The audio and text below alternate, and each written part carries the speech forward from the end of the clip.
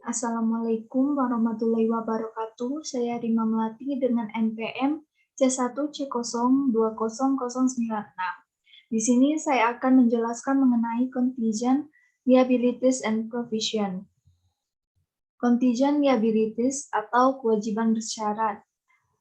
Contingent liabilities adalah kewajiban yang kapan dan berapa jumlah yang harus dibayarkan belum bisa dipastikan, karena tergantung pada peristiwa di kemudian hari. Jika kewajiban pasti, kapan dan berapa jumlah yang akan dibayarkan di masa yang akan datang sudah ditentukan.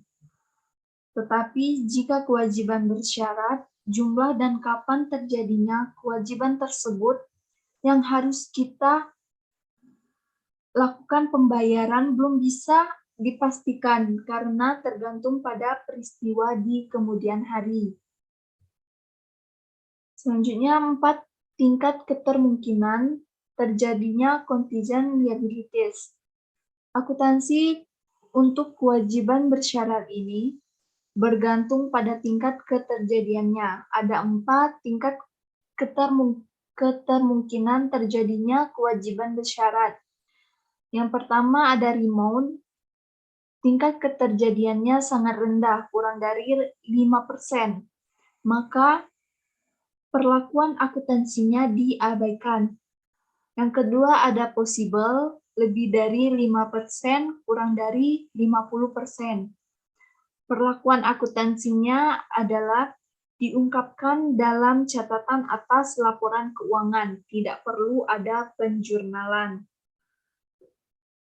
Yang keempat ada probable, lebih dari 50% sampai 90%. Sering juga disebut provision. Maka perlakuan akuntansinya adalah harus diakui, diukur, dicatat, serta diungkapkan. Yang terakhir, virtually certain. Lebih dari 90%, tetapi tidak boleh mencapai 100%. Jika mencapai 100%, maka bukan lagi contingent liabilities, melainkan kewajiban pasti. Maka perlakuan akuntansinya adalah diukur, ralat, diakui, diukur, dicatat, dan diungkapkan. Penyebab munculnya kewajiban bersyarat. Ada 2 kelompok. Yang pertama, kewajiban bersyarat muncul karena memang secara legal atau litigasi atau hukum. Contohnya, perusahaan digugat karena diindikasi melakukan pencemaran lingkungan. Kemudian dituntut oleh Wahana Lingkungan Hidup Indonesia. Maka ada kemungkinan kita kalah di pengadilan. Maka seberapa besar kita kalah di pengadilan? Jika kemungkinan kalah hanya 10%, cukup diungkapkan dalam laporan keuangan. Jika tingkat kekalahan 80%, maka harus diantisipasi pada saat penyusunan laporan keuangan dengan membuat jurnal penyesuaian. Dengan memunculkan beban kontingensi di debit dan mengkreditkan akun kewajiban kontingensi. Yang kedua, kewajiban bersyarat muncul karena konstruktif atau kebijakan perusahaan. Contohnya, jika produk suatu perusahaan tidak sesuai yang diharapkan oleh pelanggan, maka pelanggan berhak mengembalikan produk dan perusahaan akan mengembalikan uang kepada pelanggan. Maka dari peristiwa tersebut, berapa persen yang akan mengembalikan produk dilihat dari kejadian masa lalu atau pengalaman. Yang jelas harus diestimasi secara handal atau rasional. Macam-macam provision. Yang pertama, litigation lawsuit. Yang kedua, warranty. Yang ketiga, consideration payable. Yang keempat, environmental. Yang kelima, premium. Yang keenam, one dose contract. Yang ketujuh, restructuring. Litigation provision.